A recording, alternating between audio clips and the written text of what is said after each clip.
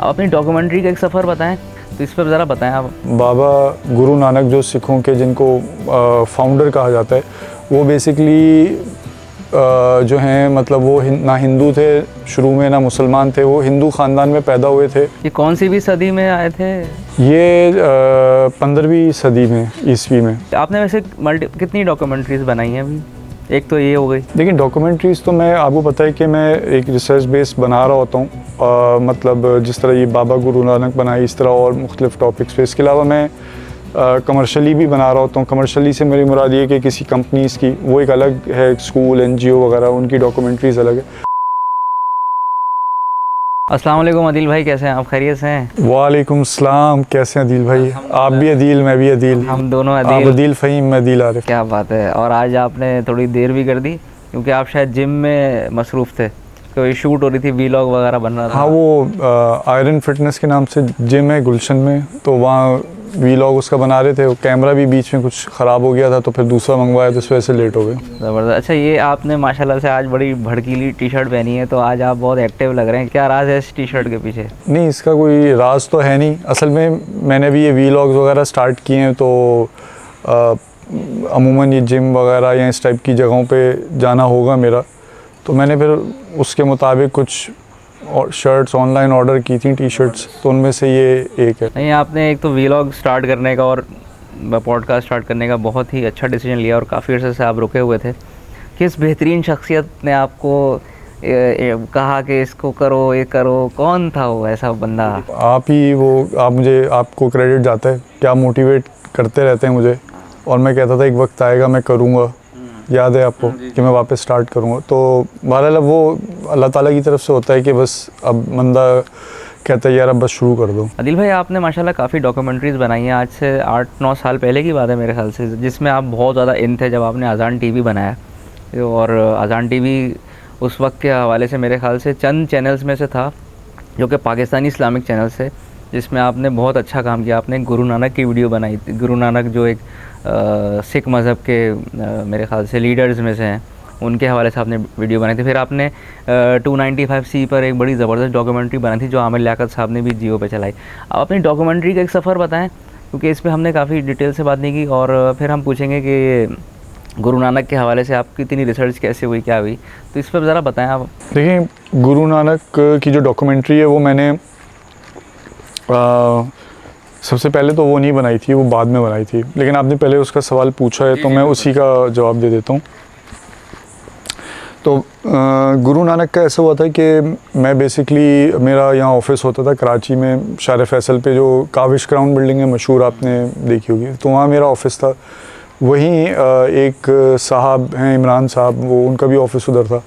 तो वो एक कोई जमात है जो कि इंडिया में मतलब तबलीग का काम कर रहे होते हैं, मुसलमान सही ना, जो बाकायदा हिंदुओं से या सिखों से बाकायदा उन्हें दावत व तबलीग करते हैं।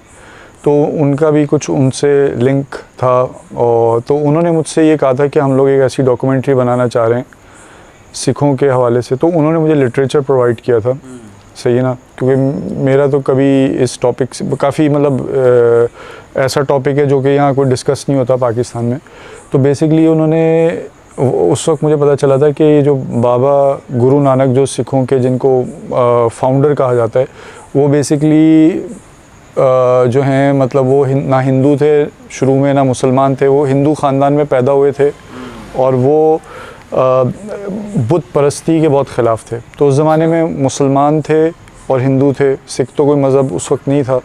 तो उन्होंने बुत परस्ती के ख़िलाफ़ बात की, सही है ना, हिंदुओं के अंदर, और ना वो मुकम्मल मुसलमान हुए शुरू में।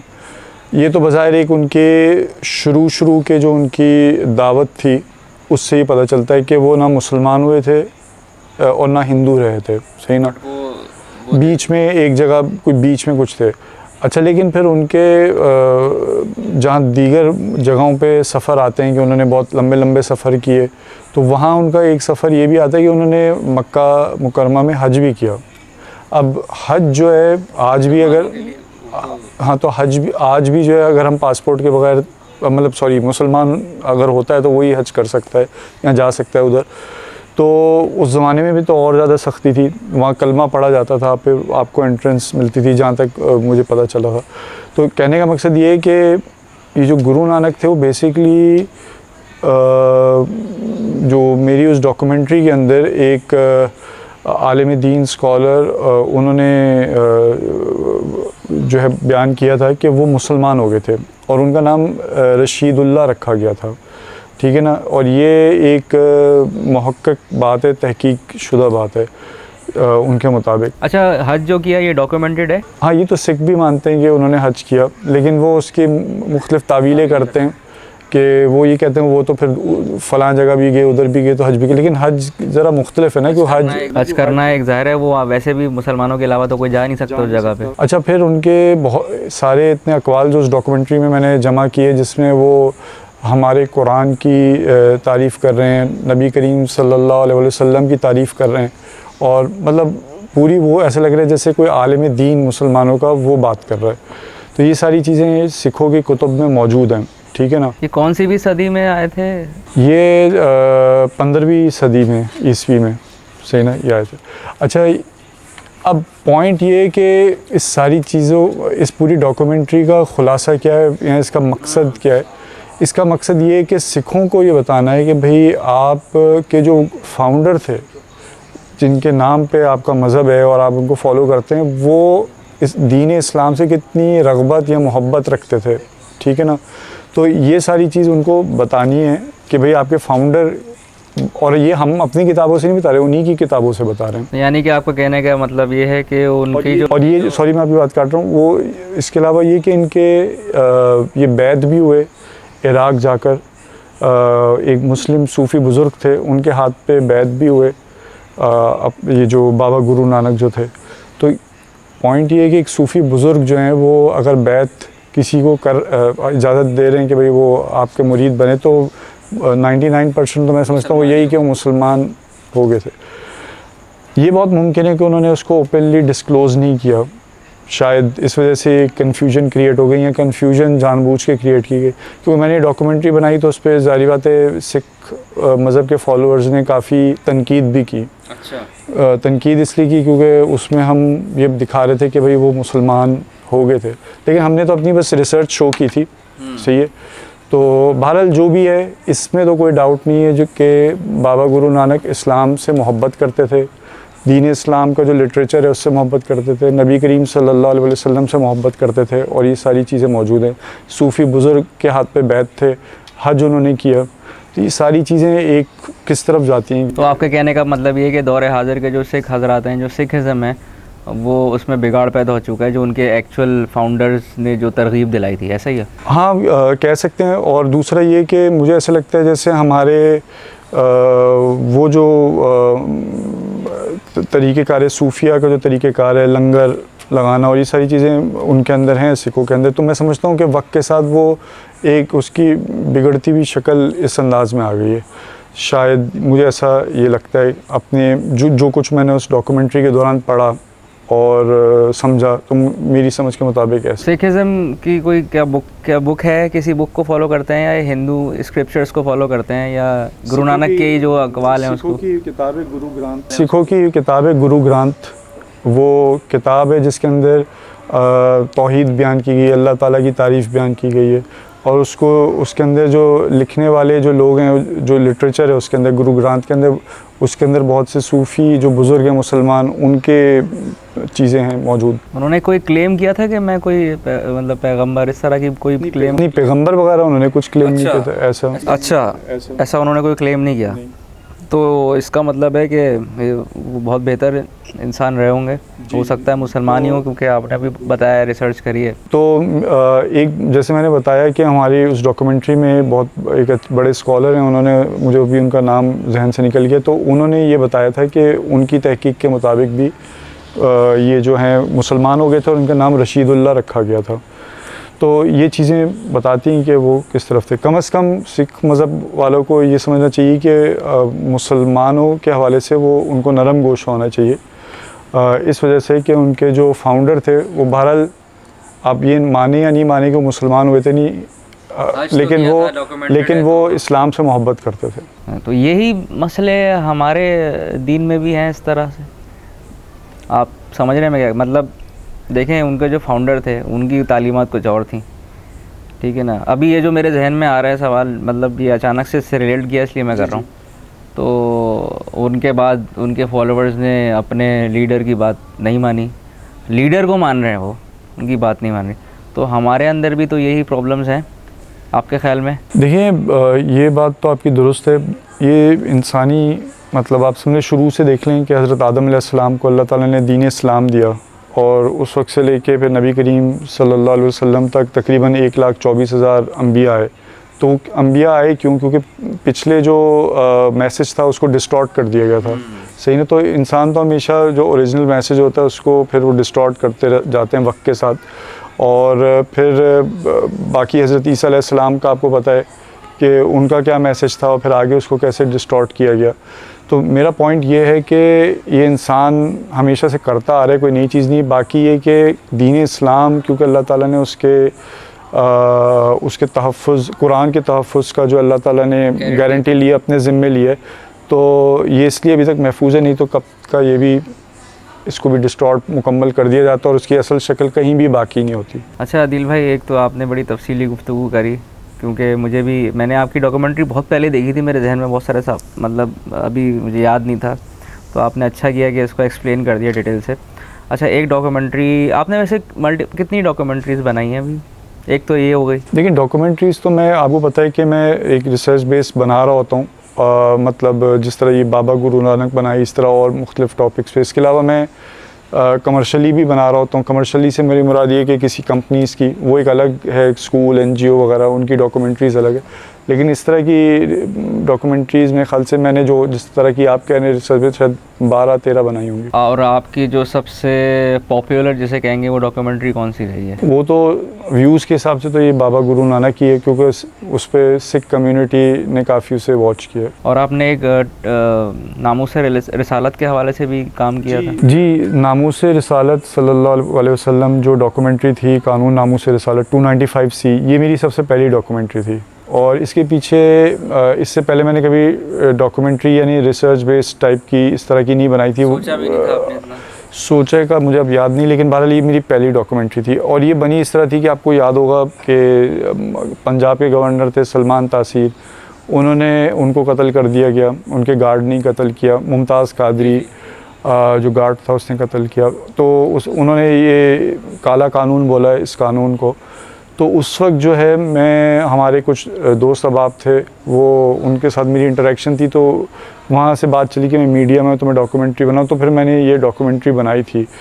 तो खुलासा भी दे दिया। इसका खुलासा बेसिकली ये है कि यहाँ इसका जो मैं समझता हूँ वो ये कि जो कानून है हमारा 295C, जो नबी करीम सल्लल्लाहु अलैहि वसल्लम के ऑनर को यानी उसको सेफगार्ड करता है, तो इसको बहुत अरसे से और अभी भी जो बैरूनी ताकतें हैं, वेस्टर्न पावर्स हैं, वो जो हैं इसको बदलना चाहती हैं, सही है ना।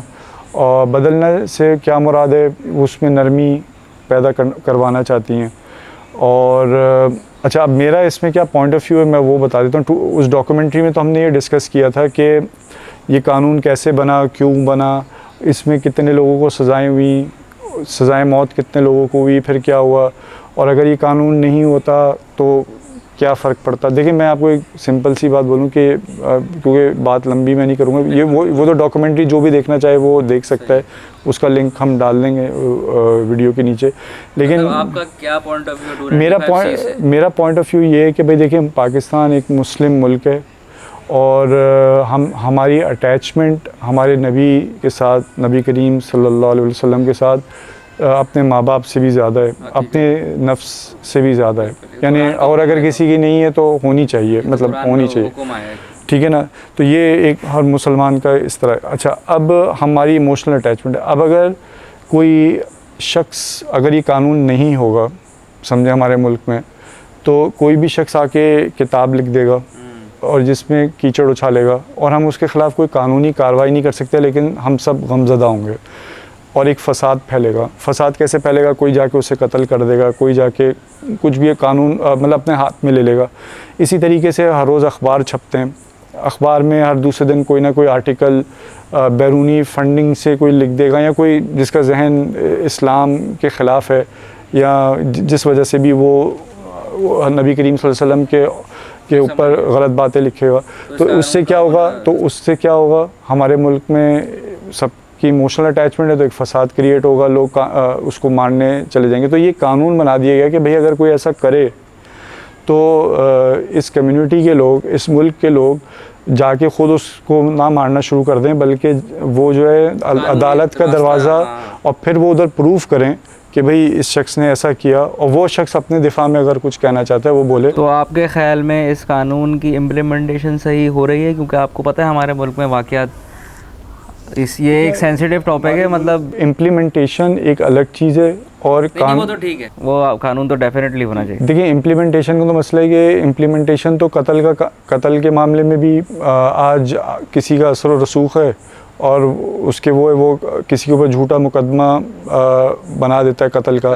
पुलिस जो है वो किसी चेकिंग के दौरान अगर किसी का कोई मतलब दुश्मनी हो तो अंदर हीरोइन डाल दे, तो क्या कर सकते हैं? अभी सवात में भी ये केस हुआ है, मेरे इल्म में नहीं हुआ होगा, मतलब इस तरह की। तो अब ये इम्प्लीमेंटेशन का मसला है ना, इसकी वजह से हम ये करें कि कानून को ख़त्म। सलमान तासीर नहीं, कानून तो ख़त्म, बेवकूफ़ी वाली बात है। ये तो हमारे ज़ाहिर दीन का हिस्सा है, कुरान में हुक्म है कि नबी पाक सल्लल्लाहु अलैहि वसल्लम से सबसे ज़्यादा मोहब्बत करी जाए, बीवी बच्चों से ज़्यादा, माल से ज़्यादा। सलमान तासीर साहब का कत्ल हुआ, आपकी क्या राय है इस पर? देखिए, आपका जो सवाल है कि भाई मेरी इस पे क्या राय है कि उन्हें कत्ल करना चाहिए था या नहीं करना चाहिए था, मतलब ये तो एक मतलब मैं ये समझता हूँ कि जो सलमान तासीर साहब हैं, जब वो इतने बड़े ओहदे पे बैठे हुए हैं, गवर्नर पंजाब हैं, आपको अपनी आप मुसलमान majority of people who are you governing they are Muslim, सही ना? तो आप वहाँ बैठ के टीवी के ऊपर बोल रहे हैं काला कानून।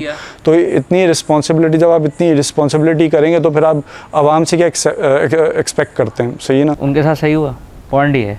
नहीं, उनके साथ सही हुआ या गलत हुआ, ये मैं कोई इसको जज करने वाला नहीं हूँ, लेकिन मैं ये समझता हूँ, लेकिन मैं ये समझता हूँ कि उन्होंने जो किया एज गवर्नर ऑफ पंजाब, उन्होंने बहुत रिस्पॉन्सिबिलिटी शो की, और उसका रिज़ल्ट उनके सामने आ गया, और ये ज़्यादा मैं ये कह सकता। ठीक है आदिल भाई, आपका जवाब मुझे मिल गया। बड़ी ये मेरे लिए वैसे इतना तसल्ली बख्श जवाब नहीं था, मैं समझ सकता हूँ क्यों नहीं था। नहीं, आप ये देखें, आप ये कहना चाह रहे हैं कि भाई वो गार्ड को ये काम नहीं करना चाहिए था, या फलां को ये नहीं करना चाहिए था। भाई देखें, आप जब जो लोग मुल्क को गवर्न कर रहे हैं, सर वो ठीक है, कुछ भी है, इस्लाम क्या कहता है? इस्लाम ये कहता है कि भाई उनको जो है मैं ये समझता हूँ कि जिस कानून को वो काला कानून कह रहे थे, उसी बुनियाद पे उनके ऊपर केस किया जाता और उनको अदालत में लेके आया जाता, और फिर कहा जाता कि भाई ये काला कानून इन्होंने कैसे कहा। फिर वो अपने डिफेंस में कुछ कहना चाहते तो वो होता। लेकिन मैं सिर्फ ये बताना चाह रहा हूँ, ऐसा इसलिए हुआ कि आप इतनी बड़ी जगह पे बैठे हुए, तो आपका एक एक बोल, हाँ, सेंसिटिव इतनी ज़्यादा आपको नहीं करनी चाहिए, इतना बिला वजह हर चीज़, मतलब थोड़ा सा बर्दाश्त होनी चाहिए कि क्या पॉइंट ऑफ व्यू आप दे रहे हैं। बिल्कुल।